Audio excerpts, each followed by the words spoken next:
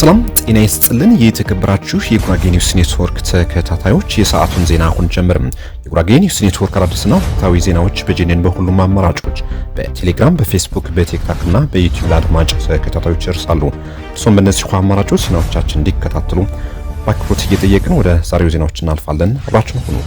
ቀዳሚውን መንግስት ለነዳጅ የሚፈቅደው ድጎማ ለጥቂት ባለሀብቶችና ማደያ ባለቤቶች ሀብት ማደለቢያ እየዋለ ነው ተባለ። በወልቂጤ ከተማ የነዳጅ ዋጋ ላይ መንግስት የሚያደርገው ድጎማ ለህዝብ መዋል ሲገባው ለጥቂት ባለሀብቶችና ማደያ ባለቤቶች ሀብት ማደለቢያነት እንዲውል እየተደረገ ይገኛል ተብሏል። የተወሳሰበ የጥቅም ትስስር እንዳለው የሚነገረው የከተማው የነዳጅ ስርጭት የሚመለከታቸው የዞንና የከተማ አመራሮች የማደያ ባለቤቶች በበርሜል ለሚቀዱት ባለሀብቶች በሊትር እስከ 400 ብር እንዲሸጡ ፈቅደዋል። ምክንያቱም የማደያ ባለቤቶች ከታሪፍ በላይ እንዲሸጥ ካልተፈቀደልን ነዳጅ አናመጣም በማለታቸው ከሚያመጡት ነዳጅ ግማሽ ያህሉ ከታሪፍ በላይ ሊትር በ400 ብር እንዲሸጡ በአመራሮች ተፈቅዶላቸዋል። በዚህም የመንግስት ድጎማ ለህዝብ መሆኑን ቀርቶ ለባለ ሀብት እንዲውል ተደርጓል። በዚህ ወቅት አብዛኛው ባለ ሀብቶች በኢንቨስትመንት ስም እስከ 40 በርሜል እንዲቀዱ ይፈቀድላቸዋል። በኢንቨስትመንት መሬት የወሰዱ ባለ ሀብቶች ምንም ስራ ሳይጀምሩ በኢንቨስተር ስም ነዳጅ እየወሰዱ የችፍቼ ንግድ በአመራሩ እውቅናና ጥቅም ተጋሪነት በከተማው እየሸጡ ነው። በሌሎችም በከብት ማደለቢያና እርባታም ነዳጅ ይፈለጋል በሚል በየሳምንቱ ከ30 በርሜል በላይ በተመሳሳይ ይቀዳሉ፣ ወስደው ይሸጣሉ። የማደያ ባለቤቶች በበርሜል የሚቀዱት በሊትር 400 ብር ስለሆነ ለህዝብ ተሽከርካሪ በዋናው ታሪፍ አንቀዳም ብሏል። አብዛኛው በልማት ሽፋን ህገወጥ ነዳጅ ቀጂዎች ባለፎቆችና ባለሀብቶች ስለሆኑ በ400 ብር የገዙት ናፍጣ በጥቁር ገበያ በ800 ብር እየሸጡ የነዳጅ አቅርቦት ከማደያ ባለቤቶች በመሳጠር ማደያ እስከ ማዘጋት ደርሷል። ሌላው ህዝብ ከማደያ ነዳጅ የለም በሚል በህገወጥ ነዳጅ ሻጮች ገንዘቡ እንዲበላ እየተደረገ ነው። በከተማው በነዳጅ ዘርፍ ብዙ ችግር ያለበት ህገወጥነት በስፋት የሚስተዋልበት ብዛት ያላቸው አመራሮችና ባለሀብቶች ህገወጥ ንግዱ ላይ የተሰማሩበት አሳሳቢ ዘርፍ እየሆነ ቀጥሏል። ሌላው ከአመራሮች ስር በማይጠፉት በጥቅም የተሳሰሩ ወጣቶች ዞኑን በተለያየ መንገድ የግል ኪስ ማደለቢያ አድርገውት የብዙሃን የዞኑ ህዝብ ሀብት እንዲባክንና የጥቂቶች ኪስ መሙያ እየሆነ ነው። ለነዚህ ህገወጥ የተደራጁ ወጣቶች የስራ ጨረታ ሳይወጣም በቅድሚያ ለነሱ በመስጠት ናፍጣ እንደፈለጉ በደብዳቤ እንዲቀዱ በማድረግ የህዝብ ሀብት ለጥቂቶች እንዲውል ተደርጓል። ከዞን ጀምሮ ለወጣቶቹ ደብዳቤ የሚጽፉላቸው አመራሮች ከ15000 እስከ 20000 ብር ግቦ እየከፈሉ ነዳጅ የሚቀዱት የፍቃድ ደብዳቤ እንዲሰጣቸው የማድረግ አቅም እንዲፈጥሩ ተደርገዋል። በዚህም በጠራራ ፀሐይ ነዳጅ ከየማደያው በበርሜል ይቀዳል፣ በጥቁር ገበያ ተወስዶ ይሸጣል። ሌላው በከተማው የፖሊስ ተሽከርካሪዎችና የመንግስት ኃላፊ ተሽከርካሪዎች በተቋሞቻቸው ስም የወሰዱት ነዳጅ በጥቁር ገበያ በስፋት ሲሸጡ እንደሚታዩም ምንጮች ገልጿል።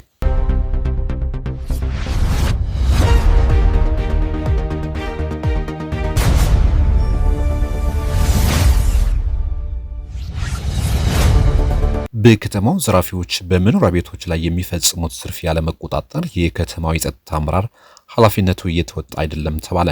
በጃ ወረዳ መቀመጫ ገና ከተማ ሌቦች በሚፈጽሙት ስርቆትና ዝርፋ ህዝቡ ተማሮ ለሚመለከታቸው የከተማው አመራሮች በተደጋጋሚ ቢያሳውቁም ለውጥ የለም ሲሉ ቅሬታቸውን አቅርበዋል። የከተማው በጎና መልካም ስም እያጎደፈ የሚገኘው የዝርፊያ ወንጀል በተለይም የመንግስት ሰራተኞች በሚኖሩባቸው አካባቢዎች የከፋና አሳሳቢ ደረጃ ላይ መድረሱን የጄኔን ምንጮች ገልጿል። በዘራፊዎች በተደጋጋሚ ዝርፊያ የተፈጸመባቸውና ጉዳዩ ያሳሰባቸው ዜጎች ወደ ከተማ መስተዳድሩ በተደጋጋሚ በመሄድ ውይይት በማድረግ ቅሬታቸውን ያቀረቡ ሲሆን የጸጥታ ዘርፉ ኃላፊነቱ እንዲወጣ ቢያሳውቁም መፍትሄ ያላገኘንም ብለዋል። የተደራጁና ከሌላ ቦታ እንደሚመጡ የተነገረው ሌቦቹ ስራቸው ክፍት ቤቶች እየጠበቁ ቤት ውስጥ ያለውን አራቁተው ይጠፋሉ ተብሏል። በተለይም ሰራተኞች በተለያየ ምክንያት ከቤታቸው በራቁ ቁጥር ለዘራፊዎች እየተጋለጡ ንብረቶቻቸው እያጡ መሆናቸውን ተገልጿል። የከተማው የጸጥታ አመራሮችና አባላት ኃላፊነታቸው ባለመወጣታቸው ዜጎች ተደራጅተው በተራሮ እየጠበቁ እንደሚገኙና በዚህ ወቅት ለስርቆት የመጡ ሌቦች ይዘው ለከተማው የጸጥታ አባላት ቢያስረክቡም ሌቦቹ ከጸጥታ አባላት ጋር ባላቸው የጥቅም ትስስር ምክንያት መፈታታቸውም ተነግሯል። በዚህ ምክንያት ቤት ዘግተን መራቅ አልቻልንም፣ በሌቦች እየተዘረፈን ተቸግረናል ሲሉ ዜጎች ለጉዳዩ በምሬት ቅሬታቸውን ለሚዲያችን አብራርተዋል። የከተማው ሕዝብ ሰላምና ደህንነት መጠበቅ የመጀመሪያ ኃላፊነቱ የሆነው የከተማው የጸጥታ ጽሕፈት ቤት ለችግሩ ትኩረት መስጠትና ግዴታውን ሊወጣ አልፈለገም። ይልቁንም ዜጎች ሲዘረፉ እጅ ከፍንጅ የተያዙ ሌቦች ለጸጥታ አባላት ከተሰጡ በኋላ እየተለቀቁ ናቸውም ብለዋል። በዚህ ምክንያት አብዛኛው በስርቆት ወንጀል የሚሰማሩ ግለሰቦች ከሌላ ቦታ እየመጡ ሰርቀው ይሰወራሉ። በድጋሚ ለስርቆት ተመልሰው ይመጣሉ። ማንም እየጠየቃቸው አይደለም ተብሏል። ይህ ለረጅም ጊዜ እየተስተዋለ የሚገኘው የስርቆት ድርጊት ህዝቡን ያማረረ፣ ነገር ግን በአመራሩ ትኩረት ያልተሰጠው ስለሆነ የሚመለከተው አካል ወርዶ በማየት መፍትሄ እንዲያገኝ ያድርግ ሲሉ ዜጎች ጠይቀዋል።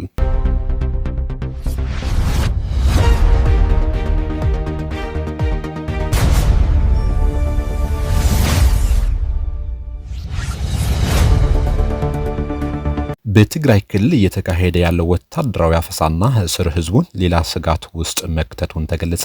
በትግራይ ክልል በሁሉም ዞኖች የህወሓት ታጣቂዎች ወጣቶችን በግዳጅ እያፈሱ መሆኑና ያለው ሁኔታ ህዝቡን እያሰጋው ይገኛል ተብሏል። ድርጊቱ ከተጀመረ ሳምንት ማስቆጠሩን እየተነገረ ሲሆን በክልሉ በአብዛኛው ቦታዎች አፈሳው ተጠናክሮ ቀጥሏል። በዚህም እድሜያቸው ከ18 ዓመት በላይ ለሆኑ ወጣቶች ትግራይ እየጠራቻችሁ ነው የሚል ወረቀት እየተሰጠ እንደሚገኝም ተነግሯል። አሁን ላይ ሁኔታው እጅግ እየከፋ ሄዷል። በዚህ ምክንያት በርካታ ወጣቶች ክልሉን ለቀው ወጥተዋል፣ እየወጡም ይገኛሉ። ከዚህ በተጨማሪም በትግራይና አማራ ክልሎች ይገባኛል ጥያቄ በሚነሳበት አላማጣ ከተማ ሁኔታዎች ጥሩ ሆነው እንደማይታዩ ነዋሪዎች አንስተዋል። ታጣቂዎች ወጣቶችን ወደ ጦርነት የማገድ እንቅስቃሴ የቤት ለቤት ፍተሻ እያደረጉ መሆኑና የአላማጣ ድባብ ከቀን ወደ ቀን አስከፊነቱ እየጨመረ ነው። በከተማዋ ከትጥቅ ትግል ወደ ሰላም የተመለሱትን ጨምሮ አዲስ ምልምል ሰልጣኞችንም መመልመል ተጀምሯል። ለዓመታት የተቀመጡ ሰዎችን ሳይቀር ልጆቻችሁን ስጡን፣ ካልሰጣችሁን እንገፋለን ብለው በማዕከላዊ በሰሜን ምዕራብ ዞኖች አፈሳ ጀምሯል ተብሏል። በክልሉ ባለፈው አንድ ወር ውስጥ ብቻ ከ30 በላይ ወጣቶች ታፍሰው ወደ ክልሉ ልዩ ኃይል መግባታቸውም ታውቋል። የሰሞኑ አፈሳና እስር በርካታ ሰዎች ያሳሰበ ሲሆን ከወትሮ በተለየ መልኩ የትግራይ ተወላጆች በአውቶቡስ ወደ አዲስ አበባ ለመሳፈር ከፍተኛ ሰልፍ እየታየ መሆኑን ነዋሪዎች እየገለጹ ይገኛሉ። በተጨማሪም የትግራይ ተቃዋሚ ፓርቲዎች ህወሓት በክልሉ የግዳጅ ወታደራዊ ምልመላ እያደረገ መሆኑን በመግለጽ የህወሓት ቡድን የቀድሞ ተዋጊዎችን፣ ሚሊሻዎችንና የትግራይ ወጣቶችን በግዳጅ ለወታደራዊ ስልጠና በመልመል ላይ ይገኛል በማለትም ከሰዋል። የትግራይ ወጣቶች ድርጊቱን በመቃወም የጋራ ትግል እንዲጀምሩ ፓርቲዎቹ ጥሪ ያደረጉ ሲሆን ዓለም አቀፉ ማህበረሰብ፣ አፍሪካ ህብረት፣ አውሮፓ ህብረት፣ አሜሪካና ብሪታንያ ድርጊቱን እንዲያወግዙና አስፈላጊውን የዲፕሎማሲ ጫና እንዲያደርጉም ጠይቀዋል።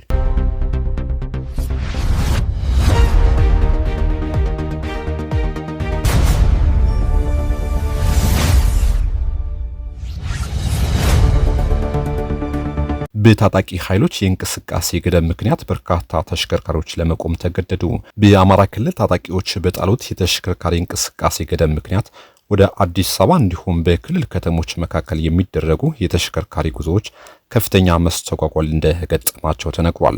ለአብነትም ከጎንደርና ጎጃም ዞኖች በኦሮሚያ ክልል ሰሜን ሸዋ ዞን በኩል ወደ አዲስ አበባ የሚደረጉ ጉዞዎች በከፍተኛ ደረጃ እየተስተጓጎሉ ይገኛሉ። ከጎንደር ከተማ ደባርቅ፣ ባህር ዳር፣ ጎርጎራ፣ መተማ እንዲሁም ዳንሻ በተሽከርካሪ የሚደረጉ ጉዞዎችም መስተጓጎል እንደገጠማቸው ሹፌሮች ገልጸዋል። ከባህር ዳር ከተማ ወደ ደብረ ማርቆስ፣ አዴት፣ መራዊ፣ ቡሬ እንዲሁም ሞጣ ከተሞች የሚደረጉ የተሽከርካሪ ጉዞዎች በተመሳሳይ መስተጓጎላቸውን ነው ጨምረው ያስረዱት። ታጣቂ ኃይሉ በአማራ ክልል ለ5 ቀናት የሚቆይ እንቅስቃሴ እገዳ መጣሉን ተከትሎ ከክልሉ ወደ ተለያዩ ከተሞች የሚጓዙ አሽከርካሪዎች ስራቸውን ለማቆም ተገደዋል። በጎንደርና በደብረ ማርቆስ ከተሞች የሚገኙ የህዝብ ማመላለሻም አውቶቡስ መናኸሪያዎቹም በተመሳሳይ ምንም አይነት ስምሪት አለማስተናገዳቸውን የዓይን እማኞች መረጃው አጋርተዋል። ታጣቂ ኃይሉ አፋባን ከቀናት በፊት ባወጣው መግለጫ ከአርብ ግንቦት 21 ቀን 2018 ዓ.ም ጀምሮ ለተከታታይ 5 ቀናት ከአምቡላንሶች በስተቀር ሁሉም መንገደኞች ለተሽከርካሪ ዝግ መደረጋቸውን አስታውቆ ነበር። ንቅናቄው በተሽከርካሪዎች ላይ ገደቡን የጣለው የህዝቡን ደህንነት ለመጠበቅ ሲባል እንደሆነም በመግለጫው አመላክቷል። ይህን የእንቅስቃሴ ገደብ በመፍራት በክልሉ ከተማ የሚገኙ አሽከርካሪዎች ከጉዞ ራሳቸውን እያቀቡና መንገደኞችም እየተስተጓጉሉ እንደሚገኙ ተገልጿል።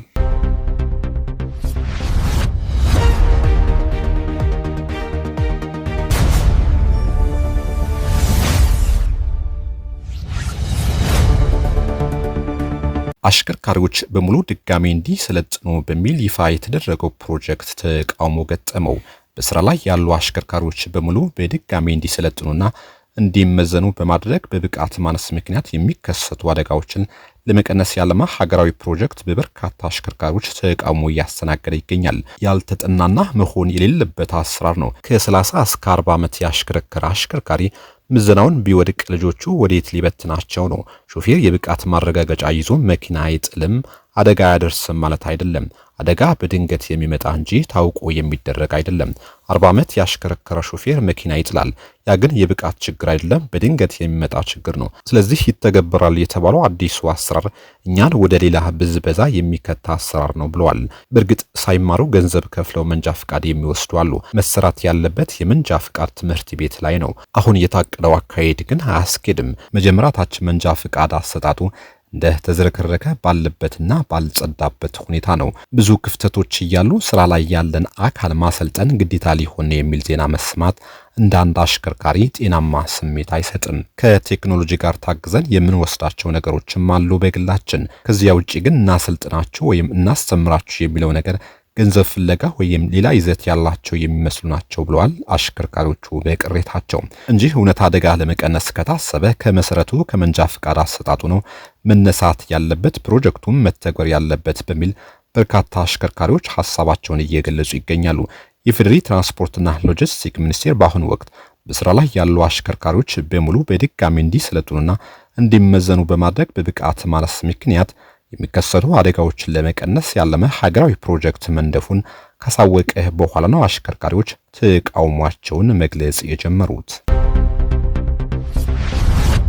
የተከበራችሁ የጉራጌ ኒውስ ኔትወርክ ተከታታዮች ለሰዓቱ የነበሩ ዜናዎች እነዚህ ይመስሉ ነበር። ቆይታችሁ ከጄኔን ጋር ስለሆነ እናመሰግናለን። ከዚህ